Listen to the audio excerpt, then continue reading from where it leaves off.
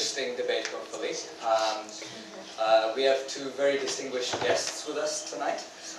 So I'd like to start off with just saying that thank you to the organizers, thank you to Kent Debating Society, and also Dave Workman for arranging this in such short notice. And thank you to the panelists, Andy McIntosh and also Richard Norman for coming. And we should hopefully have a very lively debate. So, atheism's role in modern society and what makes sense in our current paradigm. Clearly, we're at a stage where many ideas are in conflict now, and it's time that we try and find some serious resolutions, or at least try and find where it is we can come to some sort of true understanding about the nature of reality and how it is we move forward as societies and species. So to start off, I'd like to introduce Professor Richard Norman, who has taught philosophy at the University of Kent for many years. He's worked mainly in the areas of moral and political philosophy, including theoretical and practical ethics. His books include The Moral Philosophers, A Critical Introduction to Philosophical Ethics from Plato to the Present, Free and Equal, The Defense of an Egalitarian Conception of Social Justice, Ethics and Killing War, which explores the difficulty of justifying participation in war. He's also an active member of East Kent Humanists and Vice President of the British Humanist Association, and was a founding member of the Humanist Philosophers Group in 1999, as well as the Humanist Peace Forum and the Humanists for a Better World.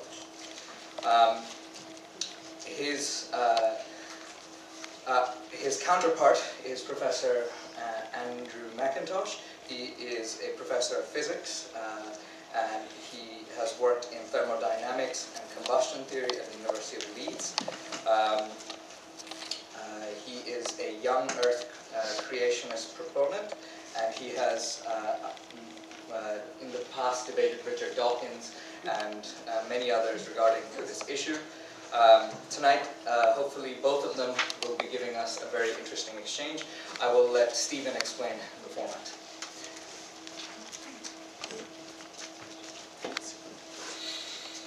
Thanks very much to Promit for helping organise this debate, and we're very happy to be collaborating with UKC Zen Society. So this is the format that both of the speakers have kindly agreed to. They're going to get 25 minutes each at the start to run through their case, present their evidence, and then after they've both had that time, there will be 10 minutes of rebuttal for each speaker, followed by another 12 minutes of direct questions and answers between the two speakers, and then about half an hour of audience questions where we encourage every one of you to ask whatever you'd like of the two speakers. And then there'll be some closing statements at the end.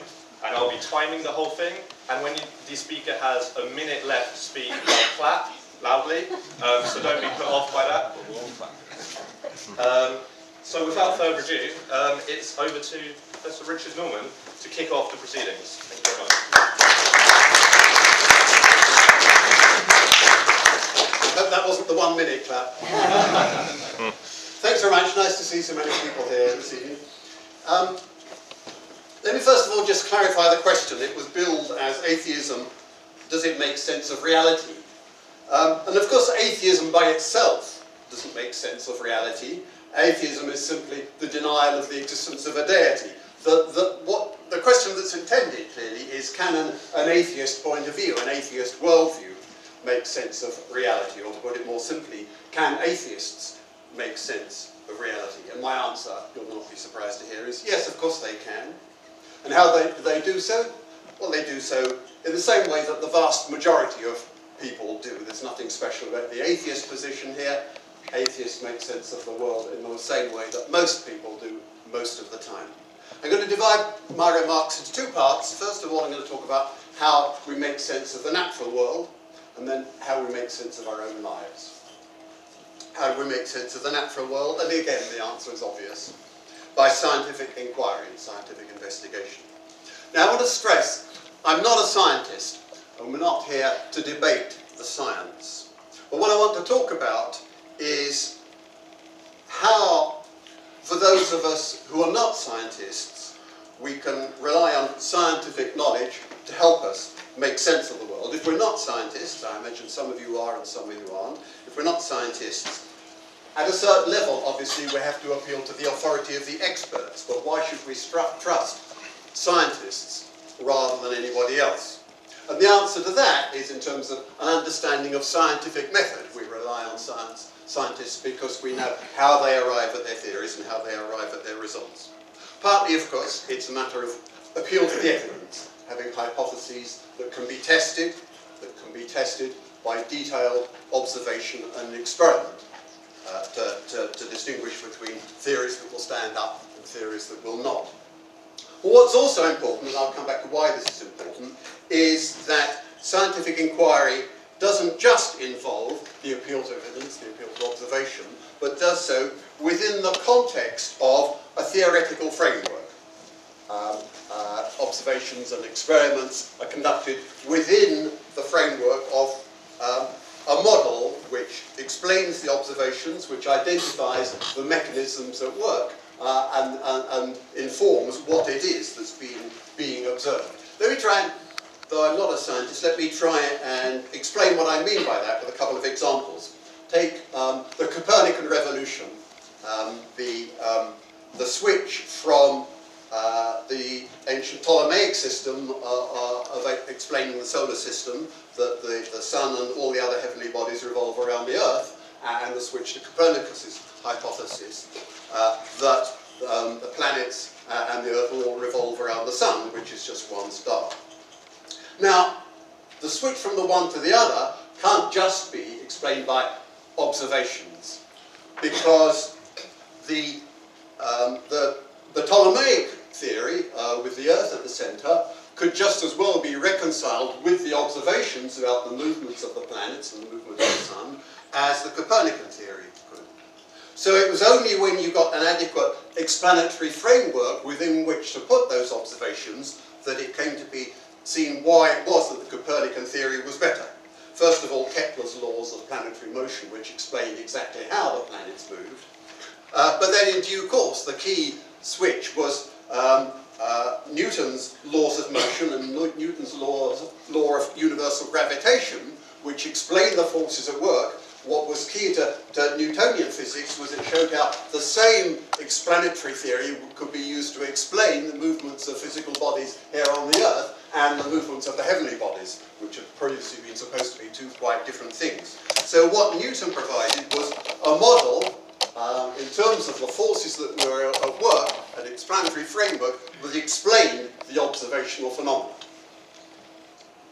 The same goes for the theory of evolution, which is likely perhaps to be more contentious this evening. How was it that the evolutionary theory was arrived at, and in particular Darwinian evolutionary theory, not just as a matter of observations, although of course it did make sense of the observations, but what was crucial was the work that had already been done in geology, the framework of geology which recognised that you could make sense of the formation of the Earth's surface and the phenomena of the Earth's surface by supposing vastly greater timescales than had previously been supposed. And it was in the light of that, then, that the fossil evidence and the idea of evolution was formulated, and it wasn't just formulated by Darwin, it was very much in the air before Darwin's writing. But what the problem that was missing was, what's the mechanism by which the evolution of one species from another can be explained? And what Darwin's crucial breakthrough was to introduce the concept of natural selection, which explained how it was that one species could develop into a different species. And what Darwin drew on there was the phenomena, the experience of natural variations and the way in which domestic breeding, the breeding of horses or dogs or roses or whatever, drew on those natural mutations to create new varieties. Coupled with the notion of a much, much longer time span that explained how new species could arise out of other species. But the eventual acceptance of that, the point at which it ceased to be controversial, was that the problem for Darwin was, again, what's the mechanism by which these mutations can be passed on and inherited and increased? And that depended on the emergence of modern genetics, Mendelian genetics, eventually leading to modern genetic theory, modern biochemistry, which comprises the whole paradigm within which the modern biosciences work. So that framework then is the framework within which the particular observations, the fossil evidence, the particular paleontological explorations of a relationship between different species, all of that is nested within that explanatory framework, that comprehensive framework that brings together geology, paleontology, genetics, and modern biochemistry and the understanding of the structure of the genome and so on. So again, that's an illustration of the way in which what's crucial is not just the way in which science proceeds by testing, by observation and experiment, but also how it depends upon a viable explanatory framework which brings together the different phenomena and in turn generates new hypotheses and new research in a fruitful way which is the basis of scientific research. Now, what's the relationship between that and atheism? Well, to approach that question, what I want to do is to look at the relationship between scientific investigation, scientific inquiry, and religious belief. And let me emphasize that the vast majority of religious believers, Christian and other, accept scientific inquiry and the scientific worldview. But some don't, or some don't entirely accept it, and what some religious believers do is to look for gaps, to look for bits of which they can say, science can't explain that, so that's where God fits in.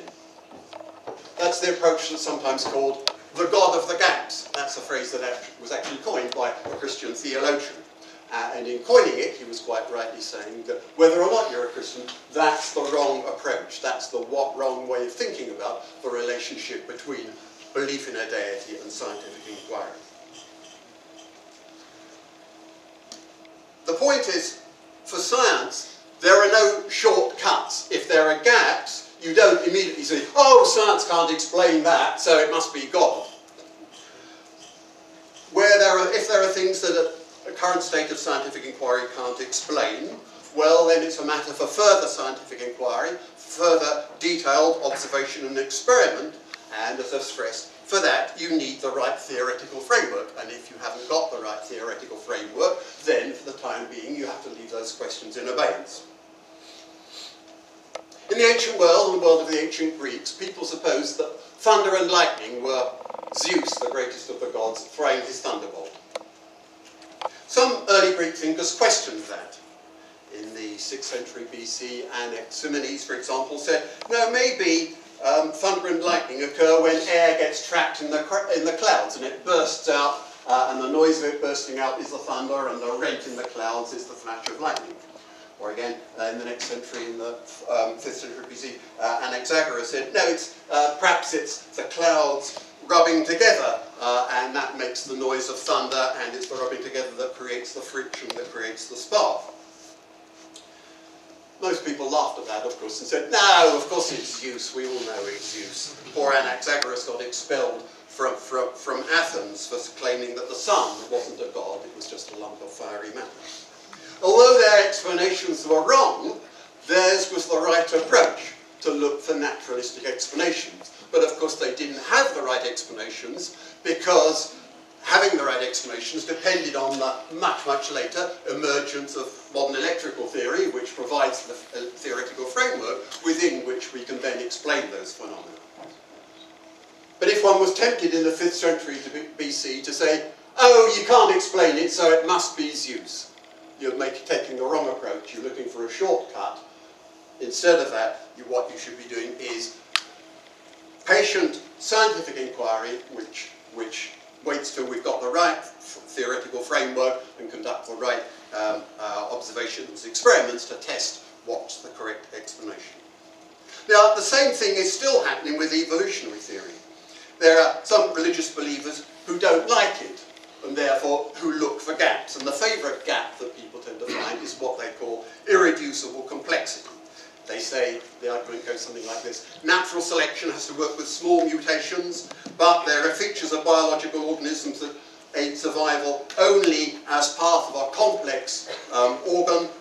Take the example of the eye, which Darwin discussed. People said, oh, that can't have come into existence by a sequence of small mutations, because what use is just a little bit of an eye?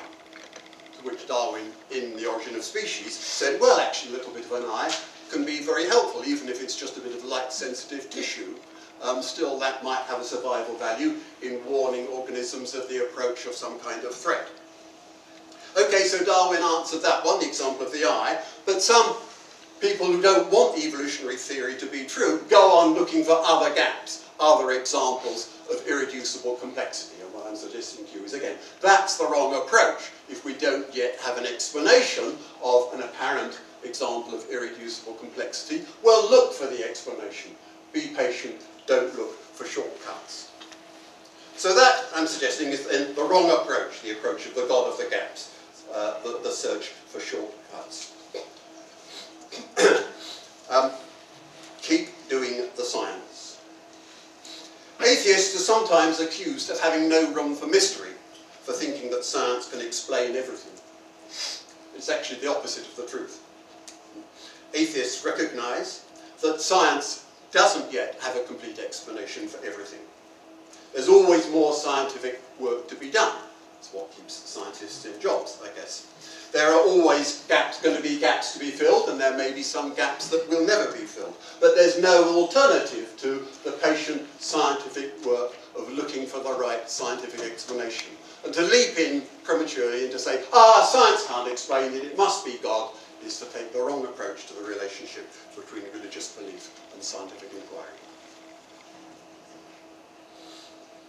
Now, what's going on here? Why is it that some religious believers, some Christians in particular, keep trying to find gaps? They keep asserting that there are gaps that science can't explain, I think, because they want there to be gaps. They don't want evolutionary theory to be true. They don't want science to be able to explain everything. Why not? Well, I'm not sure why not, and that's one of the things I'd like to find out from this debate. But I think it's because they're tied to a certain way of, in the case of Christians, a certain way of reading the Bible, what I want to call biblical literalism. The idea that you have to take everything in the Bible literally, including the account of the creation of the universe, six-day creationism, in the first few verses of the book of Genesis. And the question I want to pose is, why should people want to hang on to that? Why should people want to hang on to that idea that everything in the Bible has to be taken absolutely literally?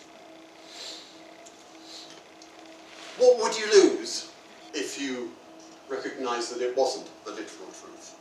Now again, I can only surmise here, but my guess is, and again, I hope this will emerge in the course of the debate, my guess is that people want to hang on to, some people want to hang on to the literal truth of the Bible because they think it important to do so because the Bible provides them with moral guidance, with a set of moral rules that are laid down in the Bible which they can follow and which will answer their moral questions. And that brings me to the next topic then, which I want to talk about, the issue of morality and the question of how atheists make sense of the moral world and moral experience and moral reality.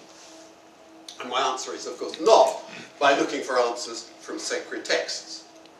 And they don't do so not just because they're not religious believers, but because you can't get answers in that kind of way. You can't just read off the answers to moral dilemmas and moral questions from any sacred text. Let me take some standard examples. Take the classic controversial example, your views about homosexuality.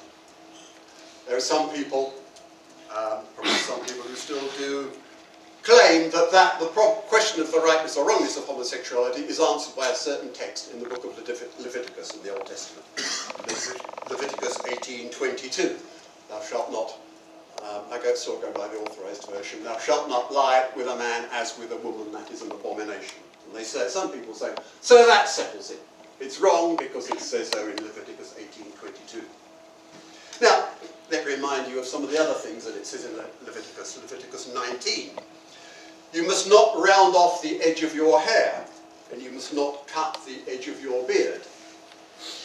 Leviticus 11 lays down a lot of very detailed rules about what you can eat and what you can't eat. You mustn't eat animals unless they have both cloven hooves and chew the cud. So you mustn't eat the meat of a camel or the meat of a pig. You mustn't eat sea creatures which have neither scales nor fins. So cod and haddock are okay, and bream, but shellfish you mustn't eat. More seriously, Leviticus 25, you should take your slaves from the neighbouring nations. From them you may buy your slaves. You may also buy the children of foreigners living in your own country, and they may become your property. Now, I'm not trying to make a cheap point here. I'm trying to make a serious point about how you read religious texts. And clearly, I assume people will make a difference between how they, people who think that Leviticus gives you the answer to the rightness or wrongness of gay sex will distinguish between that and some of those other examples that I've just quoted. But why? Why make that distinction? Well, the obvious points that people are going to make are, well, of course, whether you eat shellfish or not is not a moral issue. And they will say, well, of course, when it talks about slavery, it's just reflecting the culture of the time. Of course, you know, that was how things worked then, but of course that doesn't mean slavery is right now. Now, the point is, in deciding which of those to take literally and which not, you're having to do your own moral thinking. And there's no escape from that. You can't just take your moral answers from any text. There's no alternative to thinking for yourself about the moral issues, and it's in the light of your own moral thinking that you decide how to interpret the text. Every text has to be interpreted, and you can only interpret the moral significance of the moral texts by doing your own moral thinking. One more example. The Ten Commandments, thou shalt not kill. What does that mean? Does it mean never take another human life? Well, some people say yes. They would say, so Christians clearly have to be pacifists. Other people would say, oh no, killing in war is different. Killing in self-defense is different. So it's okay to kill in war. What it really means is you shall not commit murder, i.e. kill other people within society, within a legal framework. But again, the point is you're having to do your own moral thinking in order to decide what the text means. There's no alternative to interpretation, and there's no alternative to interpreting the moral texts in the light of your own moral thinking. And that's what atheists do. They do their own moral thinking, and I'm suggesting to you that actually everybody does so. It's just that some people are more conscious of doing so than others. How do atheists do their moral thinking then? Well, again, in the same way that most people do most of the time, by appealing to shared moral values, which we all hold in common, values of compassion and concern, of honesty and fidelity, loyalty, fairness and justice, respect and tolerance. They do so because these are values built into human life, values that make human life possible, that enable us to live in relationships, of love and cooperation and friendship, and those values are built into our everyday life with one another, and they're the necessary conditions of living a full and a flourishing human life. So atheists make sense of moral reality in the same way that everybody else does most of the time when they're not mesmerized by particular biblical passages. Finally, one other dimension to the question of how atheists make sense of reality, and that's the question of how we make sense of our own individual lives, the meaning of life question. How do we make sense of our own lives? Well, let me tell you how I make sense of my own life. How long have I got? What time? Oh, you've got about 5 minutes. About 5 minutes, just about, right. 5 minutes in which I can tell you the story of my life. Seriously, I want to do that just as an example of how I make sense of my own life and how typically people make sense of their own lives, which is in terms of our everyday experiences. When I think about my own life, I think first of all of what I owe to my parents. I was born towards the end of the Second World War.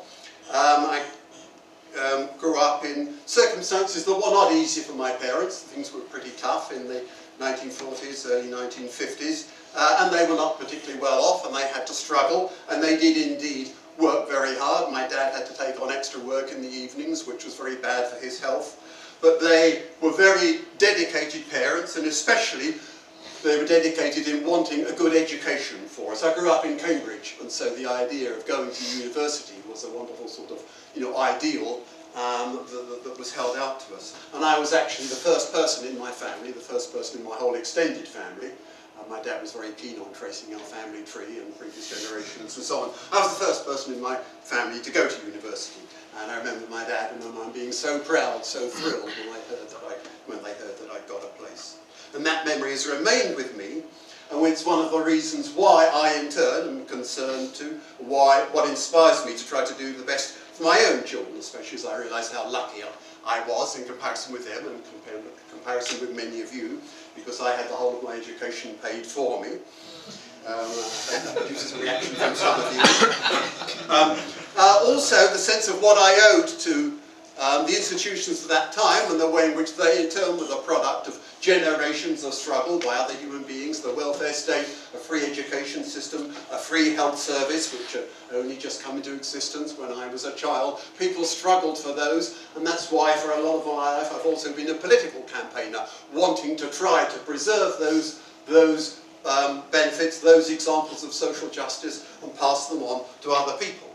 I've also, of course, inherited my love of education, and so as was said earlier, I worked at this university, and although it wasn't always a bundle of laughs, what I loved was the teaching and the whole idea of passing on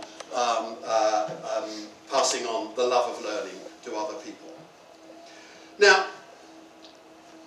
the reason why I'm telling you the story of my life here is that what it illustrates, I think, is the way in which I, like everybody, give a sense to my life by locating my own life within something larger, within the context of a family, relationships with other people, a larger society, the sense of ongoing human activity that I'm the beneficiary of, and which in turn I can pass on to other people.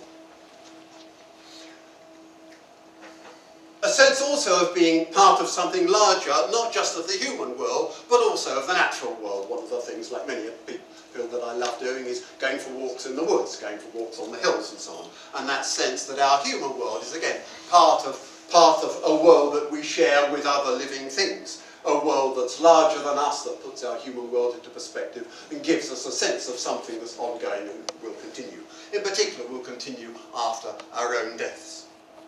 I'm very conscious that I'm in the latter part of my life now. I don't fear death. I know that there are things that matter to me that will continue after my death, and that's very important to me. I want others to be able to enjoy, after my death, the things that I've enjoyed. You might say, that I'm lucky, that I've lived a charmed life, and the meaning of life maybe is much more difficult for other people. And of course there are terrible losses and tragedies that sometimes seem to rob human lives of their meaning. But that in turn motivates me to try to do my best for others. And I think the same is true of countless other people. So my answers to the question then are, yes, so atheists do make sense of reality. They make sense of reality by appeal to scientific inquiry, by appeal to shared human moral values, and by finding meaning in everyday life, in relationships and shared struggles and a shared human history. Okay, I'll stop there. Thank you very much.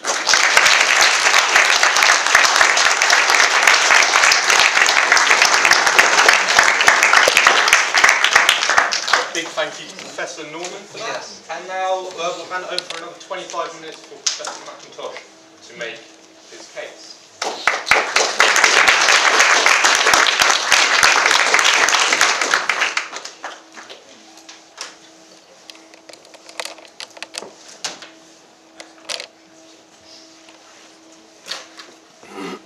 We're praying that there are no technical difficulties.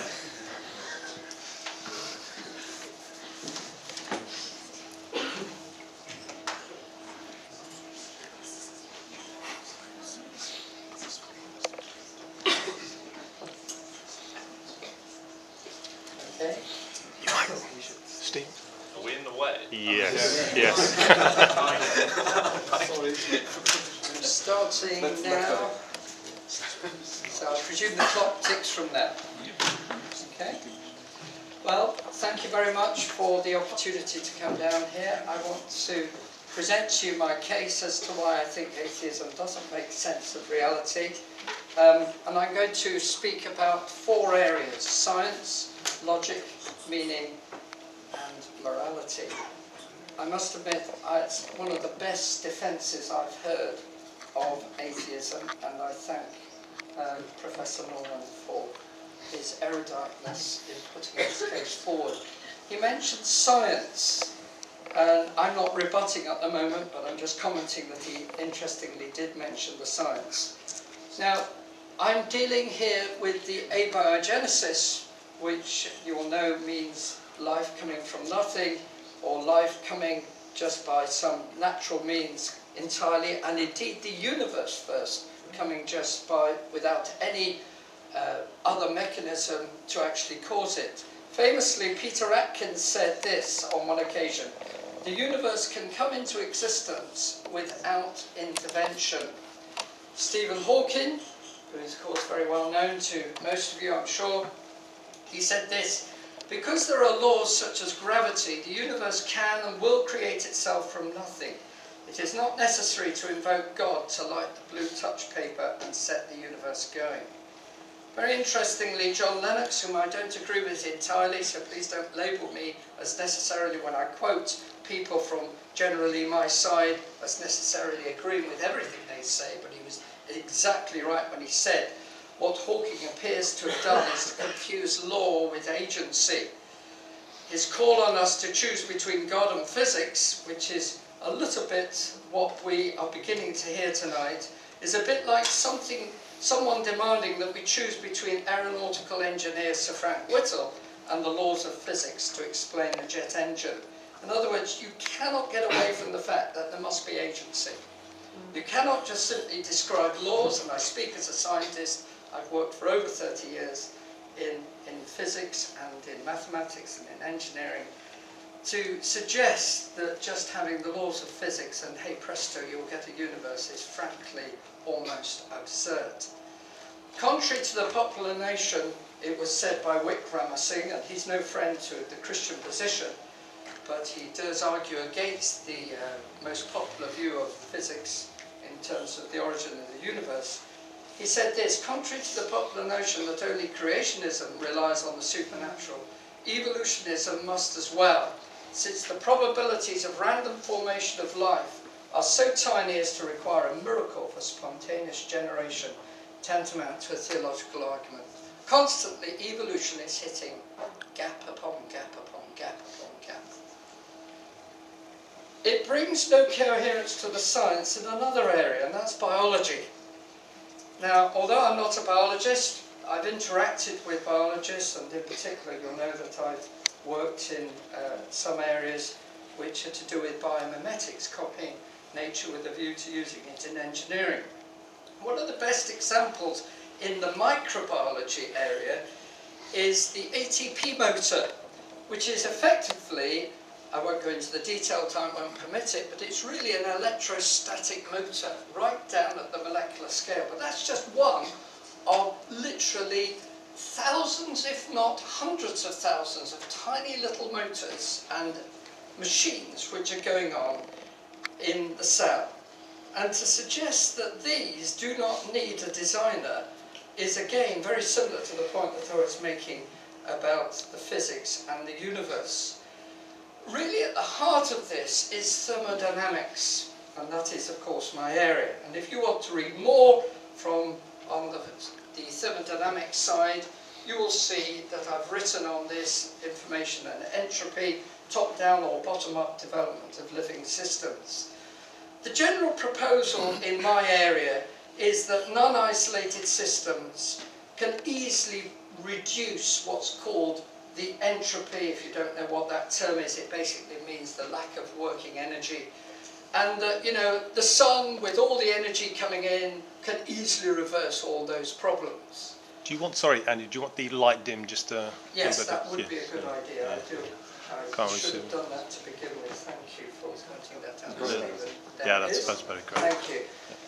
The non-isolated systems idea is trying to get around the second law, which of course is is only valid for isolated systems. Many people trip over that, and many people have accused me of not understanding thermodynamics and thinking that I don't understand the second law. But actually, you can extend the principle by even looking at non-isolated systems. Frankly, that is never going to work, because what it basically means is that random energy coming from the sun or some other part of the universe will never come in and build machines. And that is the basic problem. It will not build an ATP motor. It won't build something a little bit more familiar to most of us, which is the mechanism for photosynthesis, which itself is a machine which takes in energy from the sun, but because there is effectively a system there for taking in carbon dioxide and water, which of course is coming up from the roots of the plant, taking in the radiant energy produces sugar, which is absolutely vital for the living system, and oxygen, which of course is hardly surprising because we breathe in oxygen and all mammals do. So energy on its own does not lead to the raising of what I call free energy, which is the energy available to do work. So this is just basic science, and I'm looking at it from 30,000 feet obviously, and I can't go into all the detail in this lecture. But really what's at the heart of this is that living systems have information in them. And information itself is a huge problem. I've just been talking about the machinery which actually makes the hardware for living systems. But actually, it's not the hardware which really defines living systems and biological systems. As you well know, most of you, it's the DNA which is not driven chemically, it is driven effectively digitally. And that was an incredible finding by Crick and Watson in 1953, when they understood that there was a complete coding system right down to the molecular level. And this coding system of nucleotides codes for different amino acids which builds proteins. So, as Richard Dawkins rightly said, and I rarely agree with him, but he was right on this point, what lies at the heart of every living thing is not a fire, warm breath, not a spark of life, it is information, words, instructions. Think of 1 billion discrete digital characters. If you want to understand life, think about digital technology. Absolutely bang on. And it's that which is the problem for science, being understood from an atheistic point of view. Hardware does not write software in exactly the same way as the musical score is not the music. The music has to have an originator, whether it be Mendelssohn or whoever it is. So when we actually come to the science, Michael Polanyi, who was a Fellow of the Royal Society in his day, said this: whatever may be the origin of a DNA configuration, it can function as a code only if its order is not due to the forces of potential energy. It must be as physically indeterminate as the sequence of words on a printed page. And another quote which is very interesting is from James Tour, who is probably one of the most brilliant synthetic chemists today. And he rightly says that the code is analogous to the difference between the Library of Congress and a big box of alphabetic letters. The library has a huge amount of embedded information, while the random box of letters has little. And we need to grasp, friends, that you cannot get away from the issue that the universe is not just matter and energy. The universe is also littered, particularly in the biological area, with information. And information is the Achilles heel to the whole scientific debate. It brings no coherence to logic and rationality.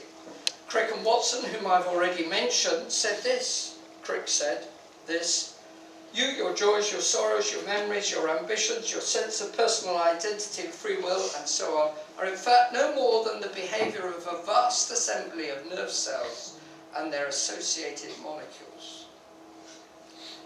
But is that the science driving him to that conclusion? I would suggest no. It's his worldview that's driving him to that. And the science, you must realise, is always driven by some sort of hypothesis. And that hypothesis of materialism is not proved by the science. It's his assumption which is driving him to that statement. And we need to realise, friends, that there is not actually one science, as it were, driving everybody to a materialism. Let me come to this slide. These people are not friends of my position. This guy was many years ago before the war, but he was very great in his day, Haldane. He said this: if my mental processes are determined solely by the motions of atoms in my brain, I have no reason to suppose that my beliefs are true. And hence, I have no reason for supposing that my brain is composed of atoms.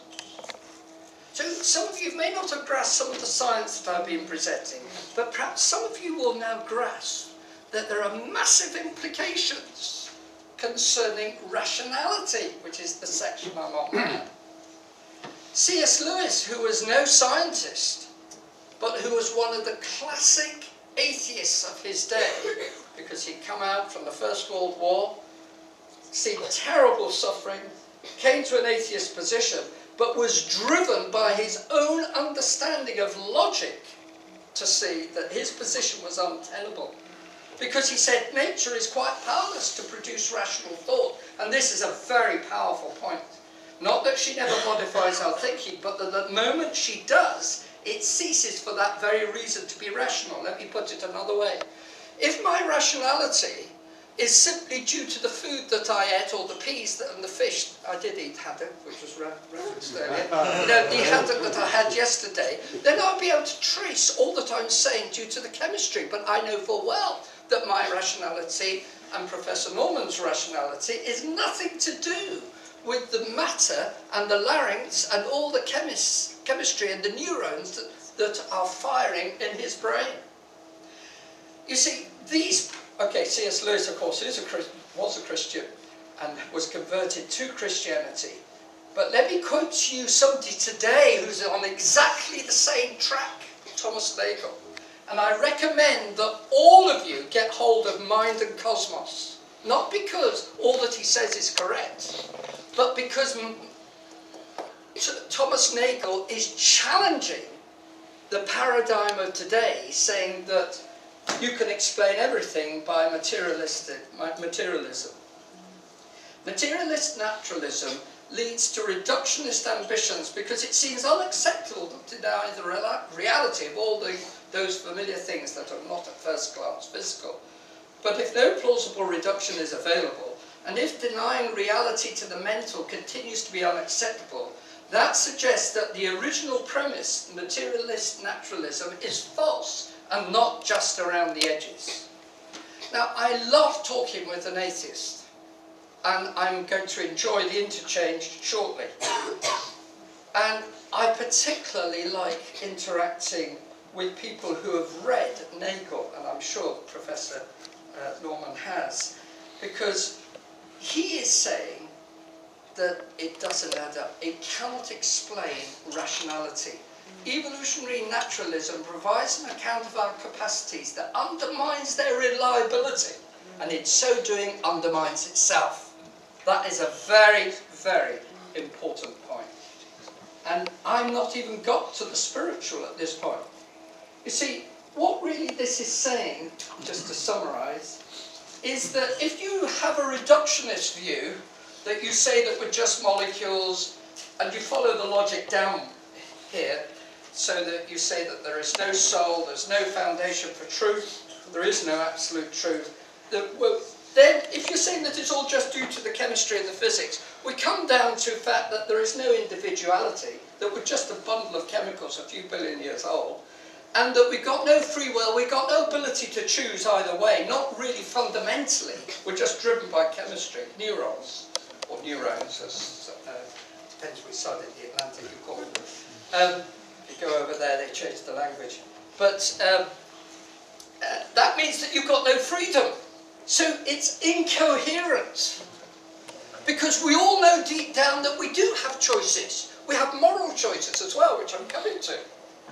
The point is that rationality, even before we've got onto the issue of morality, rationality, the ability to think, the ability to do mathematics, the ability to solve equations, which I love doing. Differential equations, I love, right? Okay, but where does the mathematics come from? Where does logic come from? Rationality has no meaning because particles and molecules do not think. You think. And even the neurons are not doing the real thinking, are they? The brain is simply an engine of the mind. So, basically, if you miss out God in your thinking, you've lost what it is really to be human. And part of being human is actually the ability to think and to come to your own decisions and responsibility. Naturalism undermines the basis of all naturalism. It's incoherent. I suggest to you, friends, that atheism is an impossible position to take because it does not show you where your own mind fits in. Coming to meaning, we do have a problem with meaning as well. Postmodernism loves to sort of say, well, you know, somehow we generate our own laws and it's the way we feel like. I think this cartoon expresses it well. But whatever you feel about the laws, you've got an opinion. Now, where does your opinion on what is right and wrong, and how does your ability to give meaning, I'm not quite on morality yet, but I'm coming to it, but I'm talking about how do you actually establish what's correct? Even Bertrand Russell said this, that I conclude that while it is true that science cannot decide questions of values, that is because they cannot be intellectually decided at all and lie outside the realm of truth and falsehood. Whatever knowledge is attainable must be attained by scientific methods. And what science cannot discover, mankind cannot know. Now just a minute. If Bertrand was here, a very erudite man and probably would have run circles around me, but if you examine what he's saying, he's trying to say that science, if it cannot discover, mankind cannot know, but that is an assumption. So if in fact he's correct, then if it's true, if you think that through, you end up with a tautology because it has to be false. So Bertrand Russell was actually guilty of what's called scientism. It's saying, I'm going to only think in this box and there's nothing outside, and if I cannot know anything, if I know anything, it's got to be in that box. But you cannot prove your axiomatic position by just looking within your own box. I could say more on that, maybe we'll bring it out in question time, but I need to move on because my time is coming to an end. But you see, if I was to summarise what really is going on, you see, I'm not, please don't think that I'm in any way mocking an individual person who takes an atheist position. I respect the atheist because they are seeking to be true to their own thinking. They're coming out of the woodwork and saying, no, there isn't a God, right? Then in other words, they are trying to be clear. And when I'm speaking with people, as I often do, meetings in the open air, I interact with individuals and I get on far better with an atheist than I do with somebody who's trying to sort of weave his way around the issues. In fact, I don't really enjoy a religious discussion. I want to get down to the nitty-gritty of what life is really about. Superior being, very silly idea. This is our world and we are masters of our own destiny. Believe me, I know. That's what Bertrand Russell was doing. He was trying to say, well, there is nothing out there. And of course, his assumption drove his conclusion. And the Bible, of course, says, the fool has said in his heart there is no God. It's not using the word in quite the way we would say it. It's not using it in a derogatory way. It's saying that it's a most unwise position to take. And constantly there is a comparison in the Proverbs between wisdom and foolishness. So it's not a derogatory statement. Please don't take it personally. That it's sort of, in that sense, it's simply saying, get a grip on reality. Atheism does not answer the big questions of life. The postmodernism which we're in today reflects the atheism which has grown in our society.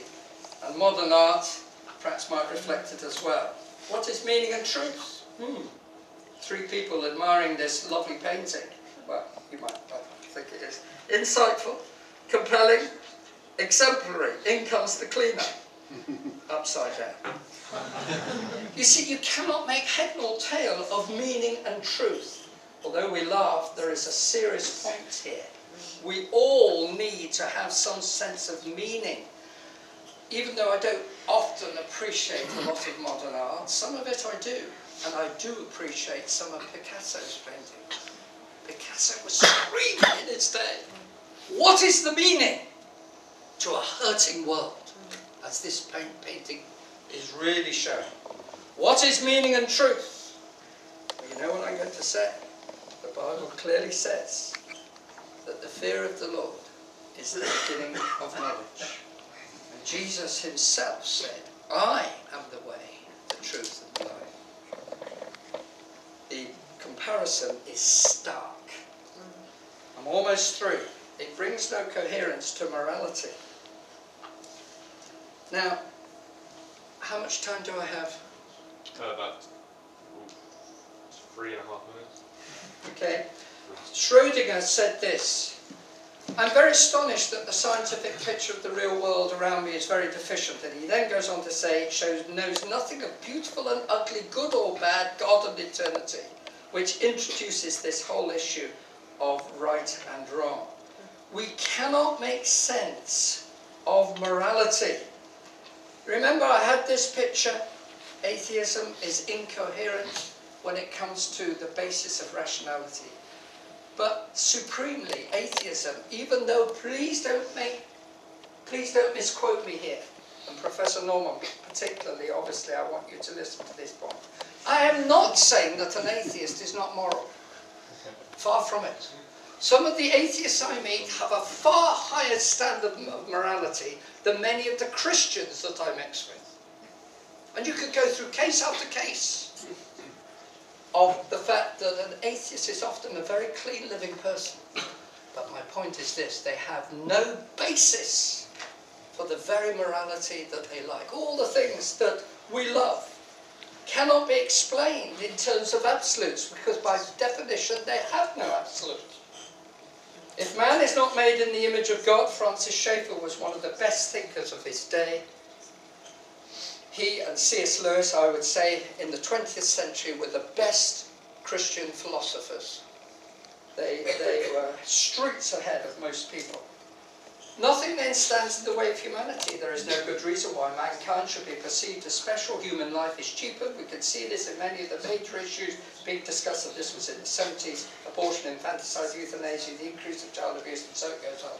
In other words, not only do you lose God, you've lost identity, and I've already mentioned that, you've lost humanity. Stephen Fry, in a famous video clip which went viral, which I don't have time to play, said this: how can I believe in a God who has terrible suffering in this world and he does nothing about it? But you see, when you make a statement that there is terrible suffering, you are already putting a value system which doesn't come from your own position. Your value system does not give you a basis of saying what is good. So when Nietzsche famously said God is dead, and the quote is there if you want it, a bit later he died, rather young, and somebody put on a wall. Thank you.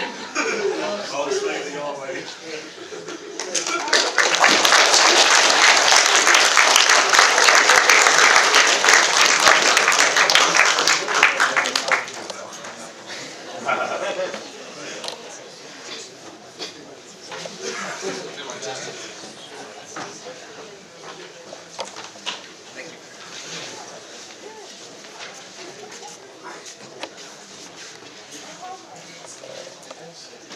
this light back on. Yeah, I will do that.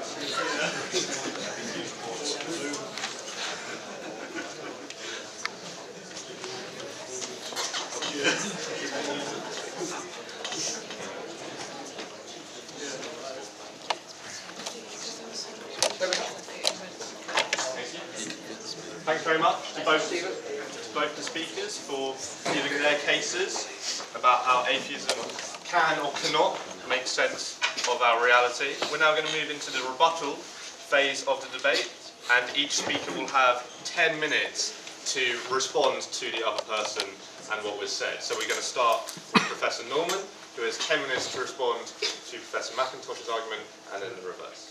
So whenever you're ready. Thanks very much. Yeah, well, some very interesting questions raised there, and I'm going to have to talk some philosophy, so I apologise for that. But there's quite a lot of philosophical questions raised by what Andy, if I may, has been saying. First of all, well, let me clarify what kind of atheism I'm talking about, and what my understanding of atheism doesn't commit me to. My understanding of atheism doesn't commit me to scientism. And one point on which I entirely agree with Andy is scientism, the claim that the only knowledge is scientific knowledge, is self-refuting. Right? I think Russell is wrong on this. And another classic example of this was the logical positivists, who were very much influenced by Russell. And the logical positivists, people like A.J. Ayer, in the 1940s, 1950s, said that all statements are meaningless unless they're either the truths of logic or scientific statements. And if you ask logical positivists, how do you know this? Well, of course, they have no answer, because they're making a knowledge claim which is not itself a scientific claim. So there's no need for atheists to be scientistic in that sense. And when I say we look to scientific inquiry to explain what's going on in the natural world, I'm not saying that science explains everything and that science gives us all the knowledge that we need. Science doesn't give us the understanding that we need of our own lives. It doesn't give us moral knowledge. But what it does do is explain the nature and the origins of the natural world and the causes of natural events. So I think we do still disagree on that, but I'll come to that in a moment. So I don't hold with scientism as against science. What about materialism? Well, again, there's some distinctions to be made here. And in particular, to get slightly technical, but not very, I want to distinguish between reductive and non-reductive materialism. Now, Andy, I think, ran together reductionism and materialism. But you don't have to think like that. Nagel, I would say, is a materialist, but not a reductive materialist. Let me take the analogy of music, which Andy gave, because I think that's a very nice analogy. In one sense, of course, the music is, the physical basis for the music is the sound waves. But of course, the music isn't just the sound waves. Right? Music is not the same thing. On the other hand, music, therefore, is not the tune, is not some kind of extra free-floating stuff apart from the matter. I mean, in one sense, the tune just is the sound waves, but it's the sound waves as we experience them as musical beings listening to it. One of Nagel's Minor Cosmos book is an interesting one, but one of the best things he wrote was an article called "What Is It Like to Be a Bat?" Great title for a paper. What is it like to be a bat? And what he was saying there was, and he was arguing against reductive materialism. I mean, of course, a bat is a physical organism, but there is something else, which is how the bat experiences being that kind of physical organism, basically experiencing the world through echolocation. And the point of the title was, since we experience the world differently, it cannot know how the bat experiences the world. But again, that's not to say that there's some sort of weird non-material stuff that's the other bit of the bat, which is its experience. The bat and how the bat experiences its world just is the bat as a physical being. So the sense in which I'm a non-reductive materialist is all there is the physical world, but there are different ways of experiencing the physical world. And when we experience the physical world as physical beings who give meaning to our lives and live by values and so on, that's completely compatible with a non-reductive materialism. Now, I hope that makes some kind of sense, but the point is you don't need to bring in some kind of spirit stuff, and in particular you don't need to bring in the notion of a non-material deity in order to explain notions of information, knowledge, experience, and so on. Take the argument about information which Andy brought in, and the analogy between hardware and software. Right? Now, the information in the digital system, in one sense, is nothing other than the physical system. Right? But when we're talking about the information, we're talking about it with a different language to the language that we use to describe the hardware. So again, the digital information contained in the computer or whatever is not some free-flowing